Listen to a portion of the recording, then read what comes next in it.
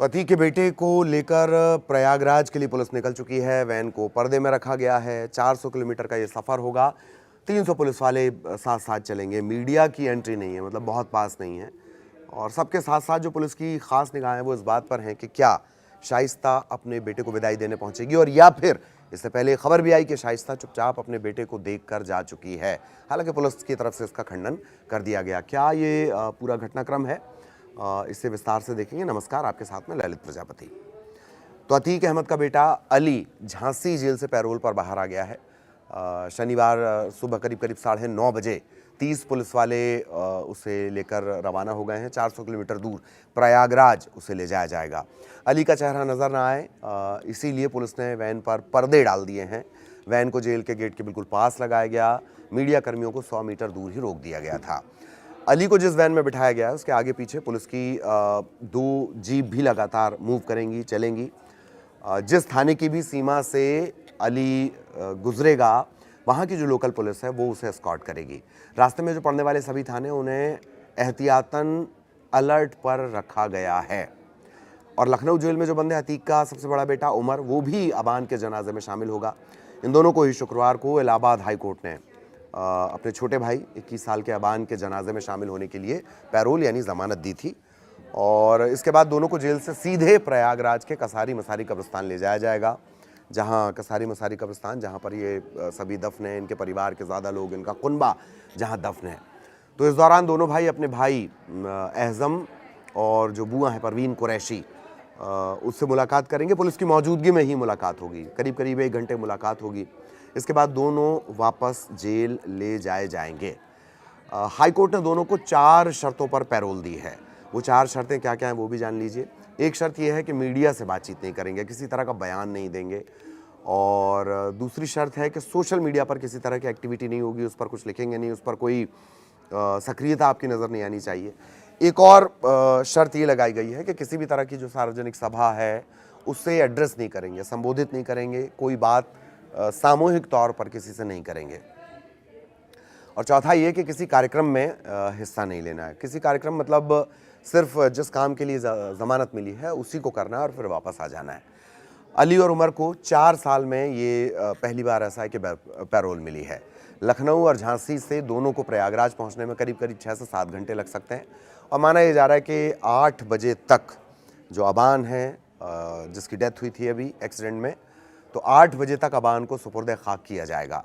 अबान को पिता अतीक के बगल में दफनाया जाएगा और उसके दादा फिरोज़ अहमद, चाचा अशरफ और भाई असद, उनकी भी कब्रें जो हैं वो उसी कब्रिस्तान में हैं, आसपास ही वो कब्रें हैं। अबान की गुरुवार सुबह झांसी में सड़क हादसे के दौरान मौत हो गई थी और वो अपने 4 दोस्तों के साथ क्रेटा कार से जेल में जो भाई बंद है अली, उससे मिलने के लिए प्रयागराज से वो रवाना हुआ था। और इसी बीच हादसे हाईवे पर दरअसल एक जानवर को बचाने के चक्कर में कार डिवाइडर से जा टकराई, बेकाबू हुई और हादसे में अबान और उसके दोस्त सोनू की मौत हो गई, जबकि 3 दोस्त घायल हैं। अबान और सोनू के जो शव हैं वो शुक्रवार तड़के 4 बजे एक एम्बुलेंस के ज़रिए झांसी से प्रयागराज के हटवा गांव लाए गए। यहाँ अबान की बुआ का घर है। अतीक का घर टूटने के बाद जो अबान है वो यहीं रहा करता था। तो ये घटनाक्रम है। दोनों जो भाई हैं उन्हें ले जाया जा रहा है, कसारी मसारी कब्रिस्तान ले जाया जा रहा है, जो गांव है अहवा गांव। और इससे जुड़ा एक और दूसरा घटनाक्रम है। किस तरह से ले जाया जा रहा है, क्या सिक्योरिटी है, पर्दे में ले जाया जा रहा है। जिनके रसूख की तूती बोलती थी, जिनका रसूख था, जिनका दबदबा था, जिनका गरूर था, जिनका अहंकार था, जिनसे लोग कांपते थे, जिनकी दहशत थी, जिनके बयान ऐलान हुआ करते थे, वो पर्दे में जा रहे हैं। ये इस घटनाक्रम का एक पहलू है। दूसरा पहलू और है, शाइस्ता परवीन। बार बार ये दावा किया जा रहा है कि जो शाइस्ता अपने पति की मौत के बाद सामने नहीं आई, क्या उसने अपने जिगर के टुकड़े अबान सबसे छोटा था चूंकि, तो क्या अबान का उसने आखिरी बार दीदार कर लिया है? क्या चुपचाप शाइस्ता पहुंची और उसने अबान को देख लिया? पुलिस ने हालांकि इस तरह की किसी भी घटना से साफ इनकार कर दिया है। और आपको बता दें कि अभी भी लेकिन पुलिस इनकार कर रही है, खुद को लापरवाह भले ही दिखा रही हो, लेकिन इंटेलिजेंस चप्पे चप्पे पर है। उमेश पाल हत्याकांड फरवरी 2023 और उसके बाद से ही जो शाइस्ता परवीन है वो लगातार पुलिस की पकड़ से बाहर है। तमाम कोशिशें की गई हैं। इससे पहले 13 अप्रैल 2023 को बेटे असद का एनकाउंटर, 15 अप्रैल 2023 को अतीक और अशरफ की हत्या। उस समय भी पुलिस ने पूरा ट्रैप किया, बिछाया हुआ था, जाल बिछाया हुआ था कि किसी तरह शाइस्ता यहाँ पहुंचे और उस जाल में फंस जाए। हालांकि शाइस्ता अपने पति और बेटे को देखने के लिए कसारी मसारी कब्रिस्तान नहीं पहुंची थी। अपने पति अतीक, देवर अशरफ, बेटे असद अहमद, इनके जनाजे या उससे जुड़े जो कार्यक्रम होते हैं, गुस्ल होता है, नमाज होती है, घर पर जो अलग संस्कार, अंतिम संस्कार की रस्में होती हैं, जो रिवाज होते हैं, उसमें शाइस्ता परवीन नहीं पहुंची थी। तो क्या शाइस्ता परवीन इस बार सुपुर्द खाक में पहुंच सकती है, या किसी कार्यक्रम में वो पहुंच सकती है, या चुपचाप से जा सकती है? शाइस्ता पर यूपी पुलिस की तरफ से 50,000 रुपए का इनाम रखा गया है। और ऐसा नहीं कि पुलिस ने हाथ पैर ना मारे हों। यूपी पुलिस उसकी तलाश में करीब करीब 9 राज्यों में दबिश दे चुकी है, छापा मार चुकी है, लेकिन कोई कामयाबी मिली नहीं है। सिर्फ यूपी पुलिस अकेली नहीं लगी है, इस काम में ATS की मदद ली गई है, रैपिड एक्शन फोर्स की मदद ली गई है, लेकिन कामयाबी नहीं लगी। शाइस्ता परवीन के अलावा जो अतीक अहमद की बहन है आयशा नूरी, और अशरफ की पत्नी है जैनब, वो भी फरार हैं। इन तीनों पर उमेश पाल की हत्या की साजिश रचना, हमलावरों को मदद पहुंचाना, इस तरह के आरोप हैं। आयशा और जैनब पर भी 25-25 हज़ार रुपए का इनाम घोषित किया जा चुका है। तो अब सबसे बड़ा सवाल, जो दूसरा पहलू है इस घटनाक्रम का, वो ये है कि क्या जो 6 अगस्त 2026 को हादसा हुआ, अबान जिसने अपनी जान गंवा दी, तो उसको देखने के लिए उसकी माँ पहुंचेगी या नहीं? अबान अपनी माँ शाइस्ता का सबसे लाडला बेटा माना जाता था। अबान का शव उसकी चाची के आवास हटवा में रखवाया गया, बुआ जो हैं उनके रिश्तेदार, वहाँ पर रखवाया गया है। और कब्र जो होगी वो अतीक अहमद की कब्र के ठीक बगल में बनाई गई होगी। तो अब शाइस्ता अपने जिगर के टुकड़े, अपने लाडले को देखने के लिए, आखिरी बार देखने के लिए, क्या फरारी तोड़कर सामने आ जाएगी? नहीं आती है।